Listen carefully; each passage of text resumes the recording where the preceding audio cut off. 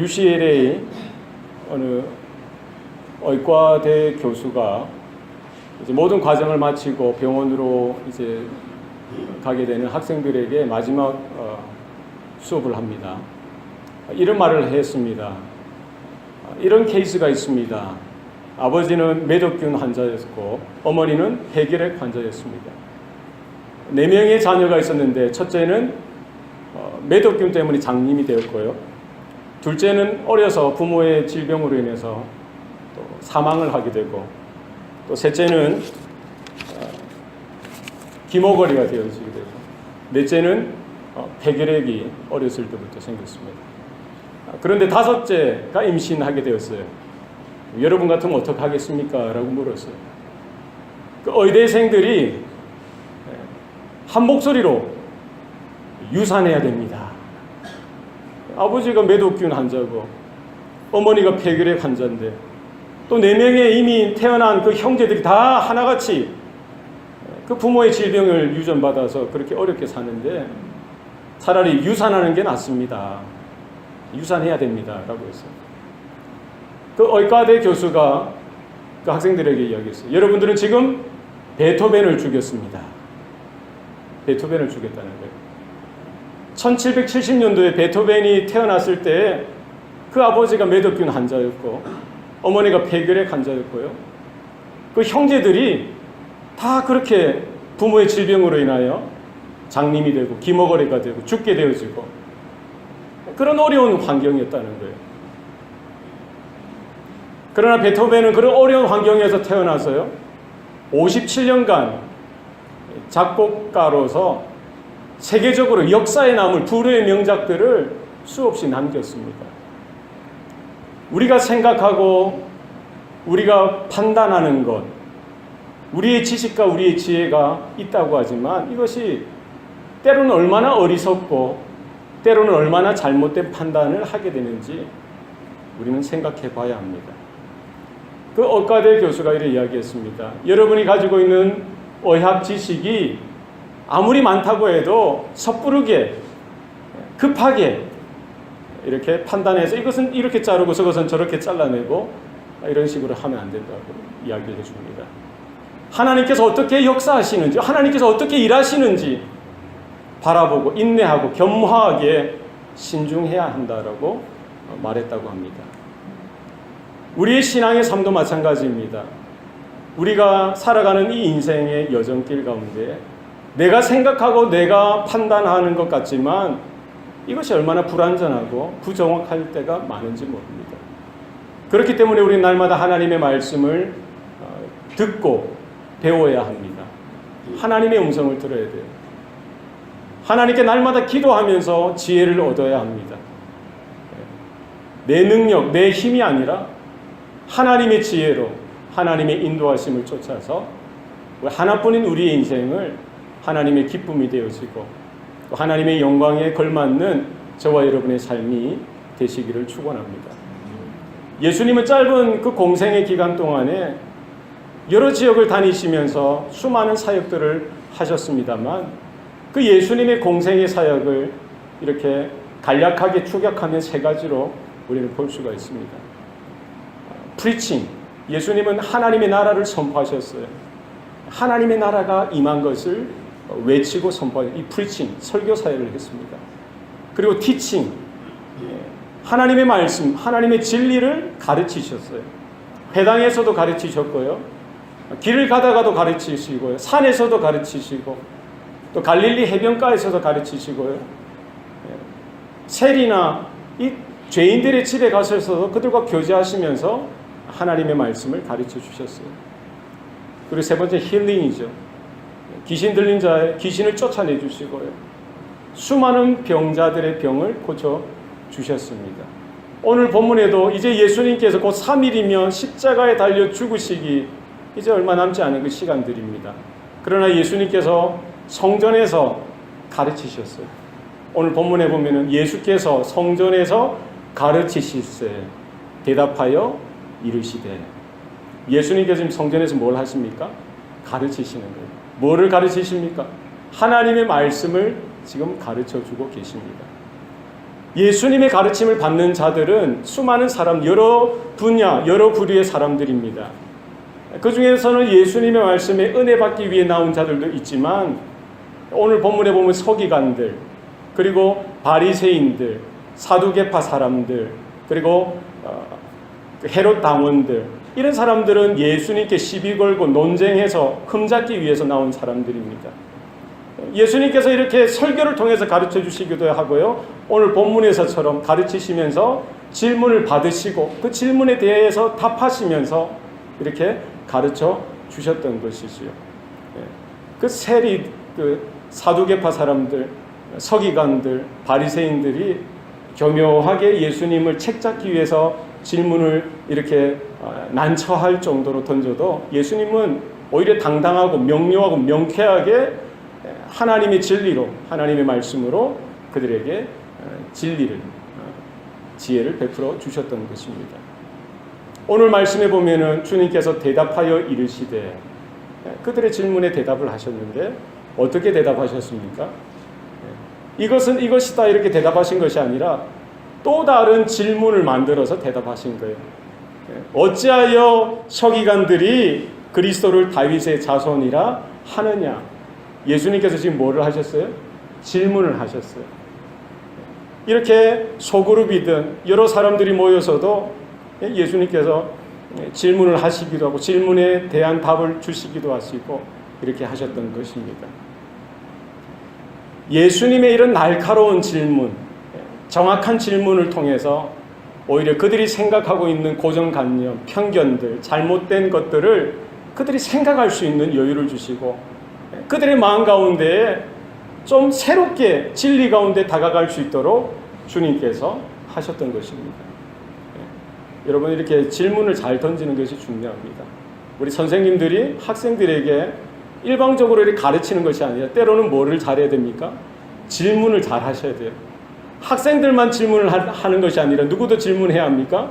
선생님도 질문을 잘 하면서 학생들이 생각하지 못했던 것, 학생들이 잘못 또 이렇게 생각했던 부분들을 질문을 통해서 바로잡아주고 또 생각할 수 있는 여유를 주고 또 그런 주제의 중심, 핵심으로 다가올 수 있도록 기회를 만들어주는 것이죠. 우리가 전도 폭발이라는 전도 훈련이 있습니다. 여기에 이제 새로운 전도 대상자를 만날 때 두 가지 질문을 하도록 합니다. 첫 번째는 오늘 당신이 죽으면 천국에 갈 확신이 있느냐? 첫 번째 질문이에요. 두 번째 질문은 이제 천국 문 앞에 가서 예수님이 맞이하실 텐데 내가 왜 당신을 천국에 들여보내야 하느냐? 이 두 가지 질문을 하도록 하는 거예요. 왜 질문이 중요합니까? 전혀 죽음에 대해서 생각하지 못했던, 천국에 대해서, 영생에 대해서, 지옥에 대해서, 심판에 대해서, 하나님을 만나게 될 그 결산의 때에 대해서 생각하지 못했던 그 일반인들, 불신자들, 우리 전도 대상자들 향해서 질문을 바른 질문을 던져줌으로 생각하도록 도와주는 거예요. 우리 자녀들을 우리가 양육하고 교육할 때에도 우리 부모로서 적절하게 여러분 바른 질문을 잘 던져줌으로 우리의 자녀들이 일방적인 지식의 수용자가 아니라 그들이 생각하고 또 진리에 대해서 또 하나님의 말씀에 대해서 그 교훈에 대해서 깊이 묵상할 수 있는 이런 기회를 저와 여러분들이 제공해 줄 수 있어야 할 줄로 믿습니다.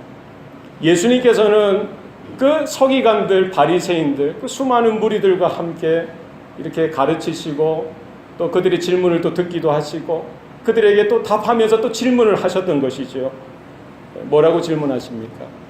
어찌하여 서기관들이 그리스도를 다윗의 자손이라 하느냐? 지금 뭐에 대해서 지금 토론하고 계신 겁니까? 그리스도가 누구냐? 과연 그리스도가 어떤 분이냐? 이 그리스도에 대해서 그 사람들하고 토론하고 있는 겁니다. 크리스토스. 이건 그리스 말입니다. 그리스 말. 기름 부음 받은 자라는 뜻입니다. 여기에 대한 똑같은 단어 히브리어로는 메시아라고 합니다. 메시아. 기름 부음을 받은 자. 구약에서 기름 부음을 받은 사람은, 기름 부음을 받는 자는 세 부류입니다. 왕이나 제사장, 선지자죠. 하나님께서 언약 가운데 아브라함과 언약을 맺으시고요. 그리고 오늘 또 본문에 보면 다윗과 언약을 맺으시면서 메시아를 보내주시겠다는 거예요. 구약의 모든 메시지의 중심은 뭡니까? 하나님의 구원자, 하나님께서 보내주시는 메시아, 기름 부음 받은 자를 보내주시겠다는 거예요. 이게 지금 구약의 분명한 하나님의 언약, 약속의 말씀인 것입니다. 구약에 있는 성도들은 무엇을 바라보는 신앙으로 살아가게 되어 있습니다. 무엇을 통해서 그들이 구원을 얻습니까? 장차 오실 메시아를 기대하고 바라보는 믿음으로 그들은 구원의 빛 가운데 들어오도록 하나님께서 정해 주셨던 것입니다. 오실 메시아, 바로 그리스도. 그 메시아가 누구냐는 거예요. 지금 서기관들과 바리새인들은 바로 그 그리스도, 그 메시아는 다윗의 자손이 아니냐, 다윗의 자손입니다 라고 강력하게 말합니다. 여러분 맞습니까? 틀립니까? 그리스도는 다윗의 자손으로 오십니까? 예, 맞습니다. 그런데 왜 예수님께서 이렇게 다시 질문을 하십니까? 그들이 바른 대답을 했고 바른 이런 지론을 가지고 있음에도 불구하고 예수님께서 왜 오늘 본문에 보면 어찌하여 서기관들이 그리스도를 다윗의 자손이라 하느냐? 왜 이런 질문을 다시 하셨을까요? 왜 이런 질문을 하셨어요? 서기관들은 율법학자입니다. 바리새인들은 어려서부터 율법에 열심을 품고 엄격한 교육 가운데 자라왔던 이런 사람들입니다. 일반 사람들과 차원이 달라요. 아마 저보다, 우리 여기 있는 사람들보다 더 탁월하게 성경에 대한 지식을 가지고 있던 자들입니다. 성경을 가지고 토론하고 논하면 그들을 따를 자가 없어요. 성경에 해박한 지식을 가지고 있습니다. 그들이 그리스도는 다윗의 자손이 맞습니다 라고 이야기했는데 예수님께서 왜 그걸 가지고 어찌하여 서기관들이 그리스도는 다윗의 자손이 하느냐, 옳은 말을 했는데도 불구하고 다시 말씀을 하셨는가? 그것은 지식적으로는 그들은 그리스도는 다윗의 자손으로 오십니다 라고 이야기했을지 몰라도 정말 그들이 그런 지식이 가지고 있었고요, 거기에 대한 성경의 해박한 분명한 지식이 있었으면 지금 그들을 눈앞에 누가 계세요? 누가 계신 거예요? 바로 그들이 앵무새처럼 외우고 공부하고 토론하고 나누었던 다윗의 자손으로 오신다고 하신 그 그리스도, 그 메시아가 지금 오셔서 그들 앞에 나와서 지금 말씀을 선포하고 그 진리를 가르쳐 주시는 그분에 대해서 분명히 알아보고 영접하고 그분을 예배하고 그분을 맞이해야 되는데 그러지 못한다는 거예요. 어찌 말로는 그리스도는 다윗의 자손이라고 하면서 실제 그들의 삶은, 그들의 마음은 어떻게 하고 있어요? 바로 그리스도로 오신, 메시아로 오신, 다윗의 자손으로 오신 그 예수님을 배척하고 그분을 비방하고 그분을 공격하는 그 자리에 있는 그들을 책망하고 계시는 것이죠. 지금 서기관들이 알았던 것은 하나는 알고 둘은 몰랐던 거예요. 무엇을 알았습니까? 그들은 그리스도는 다윗의 자손으로 온다는 사실을 알았어요. 그죠? 그러나 바로 그 다윗의 자손으로 오신다는 그 그리스도가 만왕의 왕이요 만주의 주가 되신다는 사실을 몰랐어요. 그들이 생각했던 것은 뭡니까? 다윗의 자손으로 오신다는 말은 다윗의 그 영광을 회복할 메시아로 오신다는 거예요. 다윗의 왕국을 회복할 그 그리스도로 오신다라고 그들은 믿었던 거예요. 그러니까 자기들은 지금 로마의 피지배 식민지로 살아가니까 지금 메시아가 다윗의 자손으로 오신 그분이 오셔서 외세 이방 족속들 로마 제국을 정복시키고 무너졌던 그 이스라엘 민족 그 나라를 다시 복원하고 회복시켜서 다윗 때에 있었던 그 왕국의 영광 찬란한 그 시대를 재현하는 메시아, 이스라엘 민족의 구원자, 이스라엘 나라의 이런 카리스마를 가진 정치적이고 군사적인 지도자로 오실 것에 대해서만 생각했던 것이죠. 그러니까 그런 그리스도를, 그런 메시아를 생각하니까 그들 앞에 서 계신 예수님과 매치가 되어질 수가 없는 거예요. 그렇지 않습니까? 그러니까 성경 지식은 있지만 성경에 대한 해박한 그런 이런 전문적인 지식도 있고요. 거기에 대해 토론도 하고 성경 공부도 하고 성경을 가르치는 그들이 그 성경의 중심이 되시고 핵심이 되시고 그 언약의 분명한 메시지가 되신 실체가 오셨음에도 불구하고 그분을 깨닫지 못했던 거예요. 그분을 알아보지 못했던 것입니다. 마태복음 1장 1절에 뭐라고 시작합니까? 아브라함과 다윗의 자손 예수 그리스도의 세계라. 그것이 성경의 메시지예요.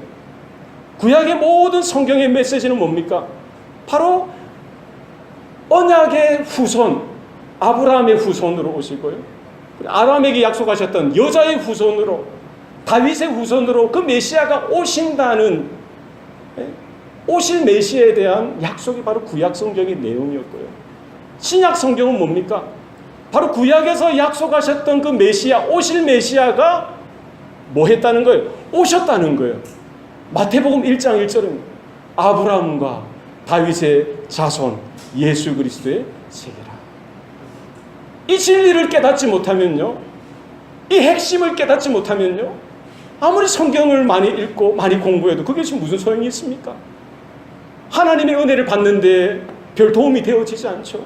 하나님이 베풀어 주신 구원을 받는데 오히려 더 장애가 되어지는 거예요. 많은 지식과 많은 알미 오히려 예수님을 발견하고 예수님을 만나는데 장애가 되어지고 오히려 예수님을 공격하고 예수님을 비방하고 예수님을 죽이는데 그 모든 지식들이 동원되어지고 사용되어지더라는 것입니다.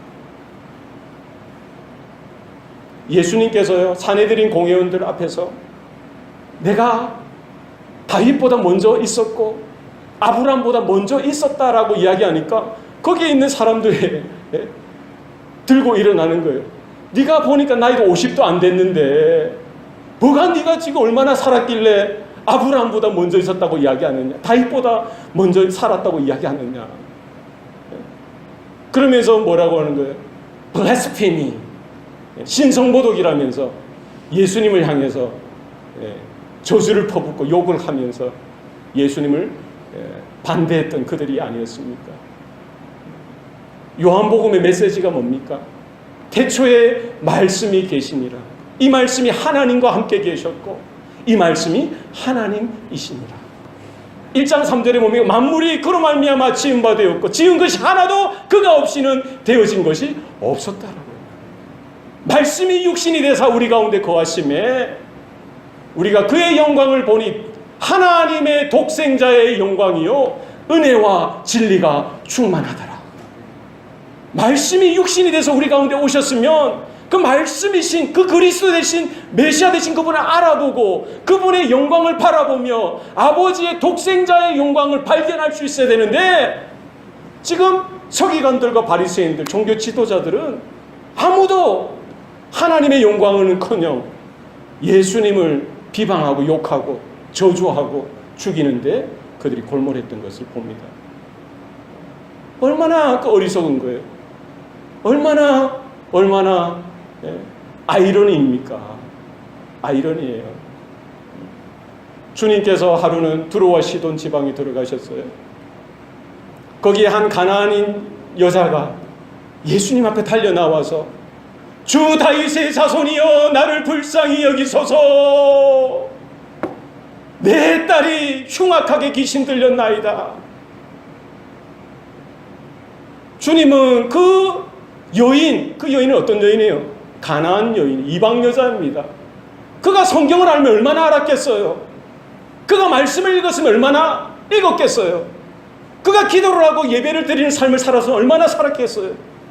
그러나 그가 들었던 그런 그 주인의 상에서 떨어지는 그 부스러기와 같은 그것만 들었어도 그 가운데 하나님께서 만져주시고 감동케 하시고 은혜를 주시니까 정말 그 빵 부스러기와 같은 그 은혜, 그 말씀을 통해서도 바로 그 오시는 그 예수께서 다윗의 자손으로 오셨다는 사실을 깨달을 수 있었던 겁니다.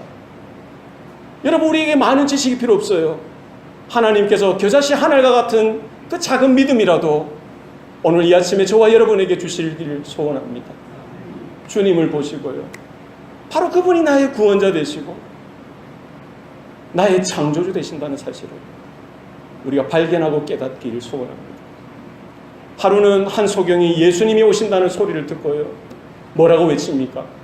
다윗의 자손이여 나를 불쌍히 여기소서. 똑같이 다윗의 자손이라고 외치는 거예요. 저를 불쌍히 여겨주세요. 구약에서 오시리라 그 메시아가 당신이 아닙니까? 저는 당신을 믿습니다. 예수여, 다윗의 자손이신 주님, 나를 불쌍히 여겨주세요. 바로 그 믿음의 고백을 보고요, 내가 너에게 무엇을 하여 주기를 원하느냐 주님 물으셨어요. 주여, 내가 보기를 원합니다. 그 믿음대로 되어지는 역사가 그 인생 가운데 주님께서 허락해 주셨던 것입니다. 오늘 본문에 나온 서기관들, 그리고 수많은 바리새인들, 율법학자들, 종교 지도자들, 그들은 성경에 해박한 지식이 있고 예수님 앞에 참 당당하게 나왔겠죠. 얼마나 거들먹거렸겠어요. 어떻게 나왔을까요? 이렇게 나온 것이 아니라 딱 이러면서, 너 예수 맞아? 너 목사들이라며? 너 목사들이라며? 너 율법 회당에 전혀 배우지도 못했고 너 학위도 없잖아. 어디서 신학했어? 예수를 인정하지 않는 거예요. 그러면서 그리스도를 논하고 메시아를 논하고 다윗의 자손을 논하면서 예수님 앞에 그렇게 거들먹거리는 그들 앞에 주님께서는 어찌하여 서기관들이 그리스도를 다윗의 자손이라. 그들은 하나는 알았지만 둘은 몰랐던 거예요. 바로 예수님이 누구신지. 그들은 이사야서가 말하는, 이사야 선지자가 예언한 그 말씀에 대해서도 전혀 지식이 없었고 믿음이 없었던, 깨달음이 없었던 거예요. 이사야 53장에 뭐라고 이야기합니까? 그가 찔림은 우리의 허물을 인하며 그가 상함은 우리의 죄악을 인합니다. 그가 징계를 받음으로 우리가 평화를 누리고 그가 채찍에 맞음으로 우리가 나음을 얻었도다. 그래서 예수님께서는 정치적이고 군사적인 메시아로서 세상의 권력과 세상의 군사적인 힘을 가지고 뭐 이스라엘 민족 하나 이렇게 회복하는 그 일을 위해서 오신 것이 결코 아닙니다. 예수님께서 무엇을 위해서 오셨어요? 세례 요한이 그 예수님을 바라보고 뭐라고 외칩니까? 저기 세상 죄를 지고 가는 하나님의 어린 양을 보라. 주님은 세상 죄를 짊어지시고요, 단순히 이스라엘 민족을 구원하기 위한 메시아가 아니라 그 혈통과 민족을 뛰어넘어 모든 열방과 모든 민족, 모든 언어의 하나님의 택한 자녀들을 부르시기 위해서 세상 죄를 짊어지시고요, 하나님의 영원한 속죄 제물로, 화목 제물로 십자가 위에서 단번에 영원한 제물이 되어 주셨던 거예요. 자신의 모든 물과 피를 쏟으시고요, 단번에 죽으심으로 하나님 앞에 속죄 제물, 화목 제물이 되어 주시고, 바로 그 예수의 피로 우리가 덧입고 구원을 받고 하나님 앞으로 나아갈 수 있는 그 길이 열려진 줄로 믿습니다. 바로 예수, 그분이 우리의 메시아 되시고 그리스도 되신다는 것을 깨달아야 되는데 그들은 그렇지 못했다는 것입니다. 오늘 본문 36절에 주님께서 뭐라고 또 이어서 말씀하십니까? 다윗이 성령에 감동되어 친히 말하되 주께서 내 주께 이르시되 내가 내 원수를 내 발 아래 둘 때까지 내 우편에 앉았으라 하셨도다 하였느니라. 지금 예수님께서는 그들의 그런 잘못되어진 그 신학, 이런 사고들, 신학적인 편견들, 선입견들을 깨트리기 위해서 뭐를 가지고 말씀하시는 거예요? 하나님의 말씀을 가지고 말씀하는 거예요. 다윗이 성령의 감동으로 기록한 시편 110편을 가지고 지금 말씀하고 있는 거예요. 다윗이 성령에 감동되어서 친히 말하되, 그러니까 성경의 모든 이 말씀은 인간 저자를 통해서 이렇게 기록하게 하셨지만 원 저자는 누구라는 거예요? 누가 원 오리지널 오더입니까? 누가 원 저자예요?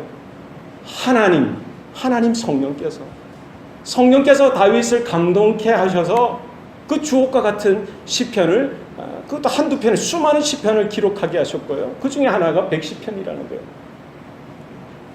그 다윗의 고백이 뭡니까? 하나님께서 그 다윗을 축복하시고요, 다윗을 기뻐하셔서 그 다윗의 후손을 통해서 메시아가 오게 하신 것을 약속해 주셨어요. 다윗은 그것을 믿음으로 바라봤어요. 하나님의 성령께서 감동시켜 주셔서 장차 그 메시아가 오셔서 되어질 일들을 멀리서 희미하게나마 멀리서 바라볼 수 있는 그 안목을 열어주셨던 거예요. 그리고 바로 그 오실 메시아가 자기의 후손으로 오지만 바로 그 그리스도가 뭐라는 거예요? 주님이라고 고백하고 있는 것이죠. 놀랍지 않습니까? 오실 메시아, 여자의 후손, 아브라함의 후손, 다윗의 후손으로 오실 그 메시아가 바로 뭐라는 거예요? 주님이라는 거예요. 다윗이 어떻게 구원을 받았겠어요? 다윗의 그 용맹스러움으로 구원을 받았겠습니까?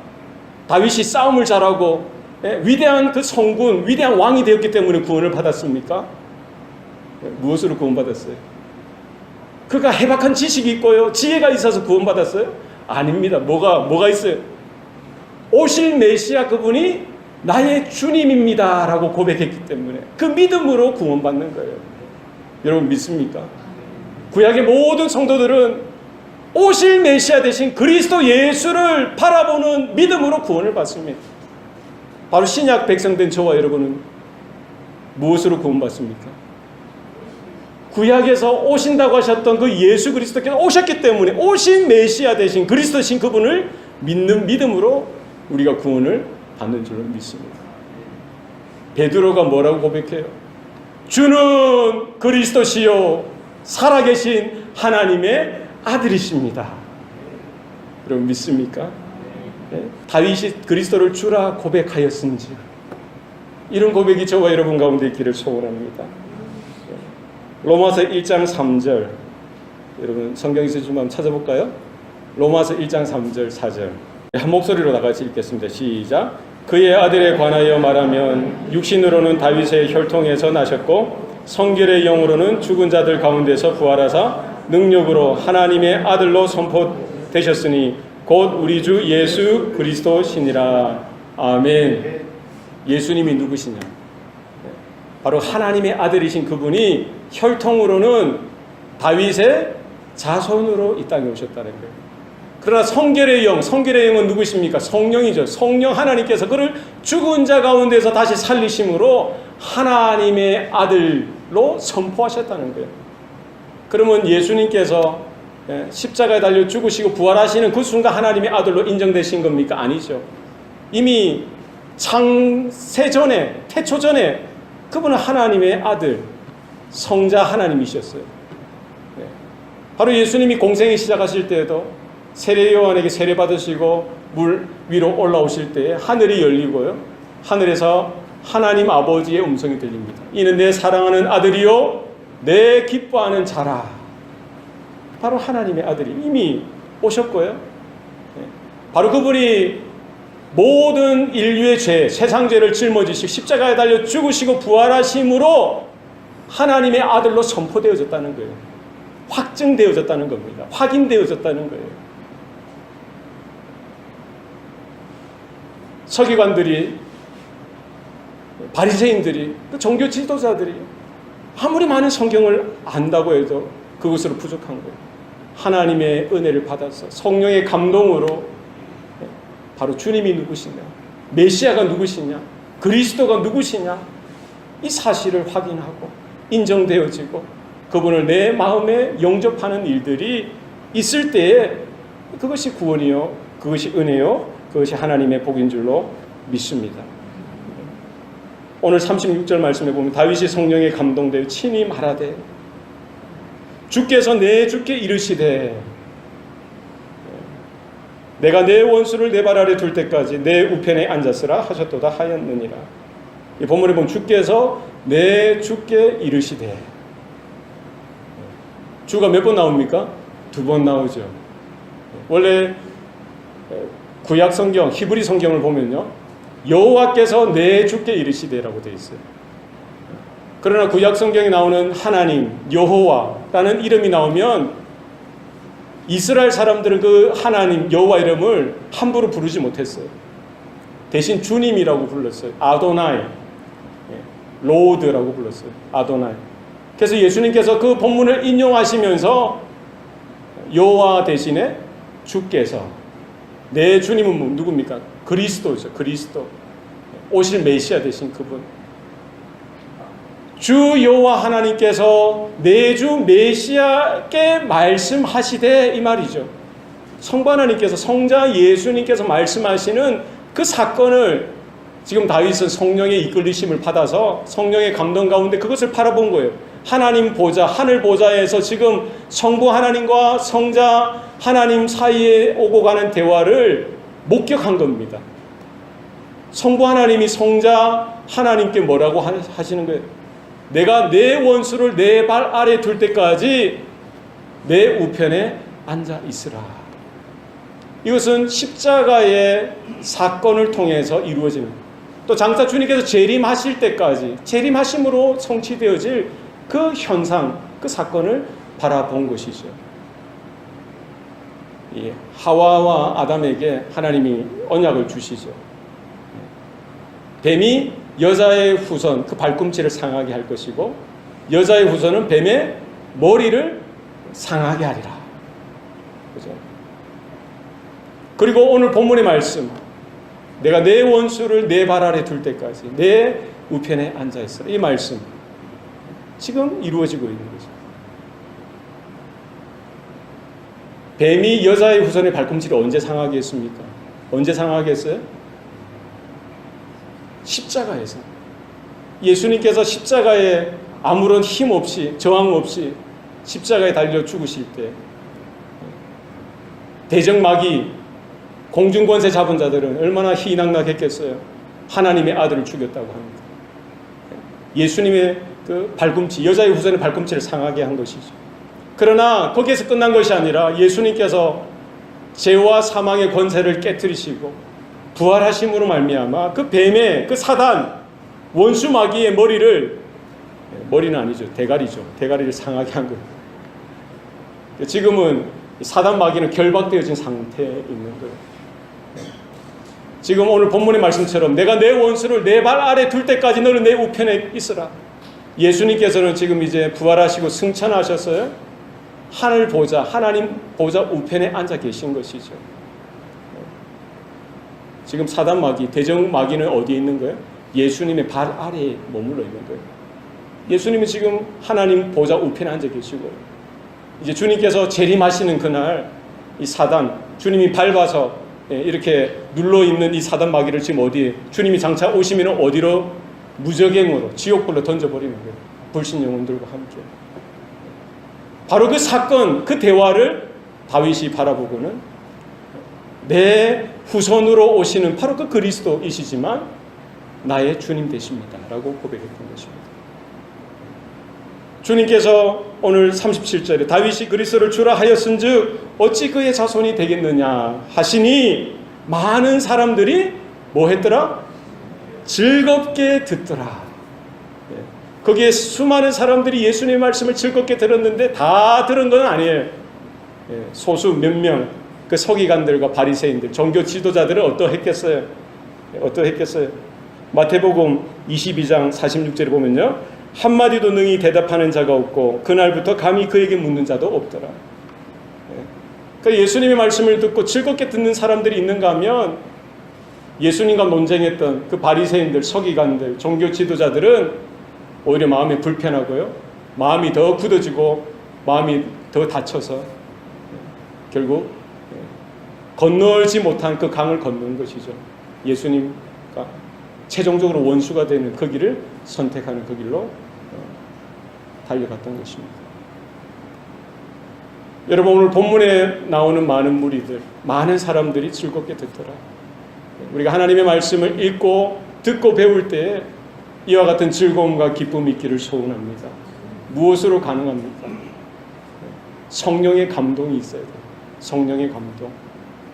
우리가 말씀을 들을 때 말씀을 전하는 자나 받는 자에게 성령께서 감동해 주셔야 돼요. 왜 그렇습니까? 성경, 하나님의 말씀이 하나님의 성령의 감동으로 기록되어졌기 때문입니다. 그러니까 우리가 머리로만, 우리의 지혜와 지식, 우리의 논리와 이성으로만 받아들이려고 하면 감동이 되어지지 않는 거예요. 우리 안에 영적인 생명의 역사가 나지 않습니다. 그냥 머리만 커지는 거예요. 귀만 커지는 겁니다. 이것으로 부족합니다. 다윗이 하나님의 임재 가운데 성령께서 감동하실 때에 그가 하나님의 계시, 예언의 말씀을 기록하였듯이 성령의 감동으로 기록된 그 말씀을 전하는 자나 듣고 배우는 자는 뭐가 있어요? 성령의 은혜가 있어요. 성령의 감동 구하시길 바랍니다. 성령께서 우리의 눈을 열어주시고 우리의 길을 열어주시고 하나님의 말씀을 들을 때 잠이 어디서 옵니까? 어떻게 지루합니까? 다 성령의 은혜를 받으셔야 돼요. 제가 20세 때 거듭나고 나서 그전에는 예배당만 가면은 시작하면 땡 하고 시작하면 주여 주여 주여 앞으로 가다가 어떨 때는 뒤로 가다가 어떨 때 옆으로 가다가 옆으로 아닐세 이게 그래도 요건 좀 낫습니다. 맞습니다. 근데 은혜를 받으니까 성령의 은혜를 받으니까 제가 20살 때 맨 앞자리에 앉아서 60세 70세 된 그 원로 목사님이 설교하신 그 말씀도 얼마나 단지 다 그래요. 여러분 성령의 감동이 있으시길 바랍니다. 성령께서 만져주셨어요. 전하는 자가 누가 전하면 어떻습니까? 하나님의 진리, 주님의 피 묻은 복음을 전하면 그 말씀 가운데 갈급함으로 사모함으로 처음 내가 대하는 그 주님 대하듯이 첫사랑을 가지고 사슴이 시냇물을 찾기에 갈급한 같이 내 영혼이 주님을 찾기에 갈급하나이다. 그렇잖아요. 매주 아침 설레이는 마음으로 주님 만나고 싶어요. 주님 듣고 싶습니다. 주님 보기를 원합니다. 주님 내 마음의 문을 열어주세요. 내 눈을 열어주세요. 내 길을 열어주세요. 주님의 말씀을 듣는데 감동이 없으면 어떻게 해요? 예수님이 전에도 감동을 못 받는 사람이 있는데 어떡하겠어요? 그렇지 않겠어요? 말씀의 원자자 되시 예수님이 오셔서 말씀을 전하는데도 감동을 못 받고 은혜를 못 받고 회복을 못 받고 회개하지 못하고 마음이 더 굳어지는 거 어떻게 해요? 여러분 그러시면 큰일 나요. 강단에서 누군가가 누구든지 선포하면 그 말씀에 여러분 사모함으로 주님 제가 듣기를 원합니다. 주님 말씀해 주세요. 여러분 은혜가 있기를 소원합니다. 주님께서 우리의 눈을 열어주시고 우리의 길을 열어주시고 우리의 마음판을 열어주셔서 내 안에 고정관념이 있을 수 있어요. 선입견이 있을 수 있습니다. 편견이 있을 수 있어요. 우리 늘 익숙한 것에 늘 이렇게 따라가게 돼 있어요. 평생 그렇게 생각했기 때문에 그러시면 안 돼요. 그걸 뚫어내 깨야 돼요.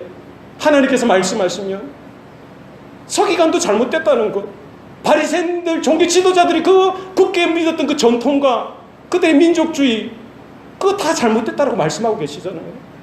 그것이 있으면 그리스도를 볼 수가 없어요. 예수님을 맞이할 수 없어요.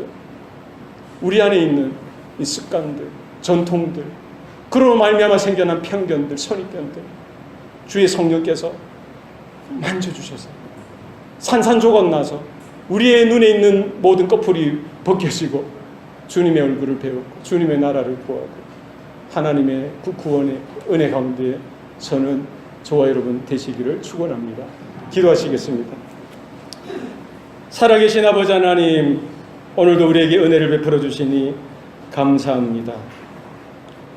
우리가 구원받은 것, 우리의 선택이나 나의 지식이나 나의 열심이나 열정이 아니라 하나님 아버지의 영원 전부터 구원하시고자 하는 하나님의 섭리요 하나님의 작정인 줄로 믿습니다. 예수 그리스도 나의 주 나의 하나님 되심을 우리의 마음으로 믿게 하시고 입술로 고백하게 하셔서 하나님 그것이 우리의 의가 되게 하시고 우리의 믿음이 되게 하셔서 하나님 앞에 합당한 성도로 교회로 서게 하여 주시옵소서. 지금까지 받은 것, 지금까지 지내온 것 모든 것이 하나님의 은혜입니다. 날마다 우리가 하나님 앞에 새로운 마음으로 하나님의 말씀을 듣기를 소원합니다. 주님 말씀하실 때 내가 붙들었던 것, 나를 메고 있는 모든 고정관념, 선입견들 다 끊어지게 하시고 깨어지게 하셔서 하나님의 진리 가운데 자유할 수 있도록 은혜를 베풀어 주시옵소서. 주의 말씀 우리 마음판에 새길 뿐만 아니라 그 말씀을 우리 자녀들에게도 가르치며 우리의 이웃들에게도 나누며 불신 영혼들, 우리 전도 대상자들에게도 그 말씀을 능력 있게 증거하고 전달할 수 있도록 하나님 우리의 입술을 주장하시고 우리의 마음과 생각과 우리의 심령을 주장하여 사용하여 주시옵소서. 성령의 감동, 성령의 은혜가 우리 모든 성도들의 삶과 우리 교회 가운데 늘 충만하게 임하기를 소원합니다. 하나님 주장하시고 역사하여 주옵소서. 모든 것 감사드리고 예수님 이름으로 기도합니다. 아멘.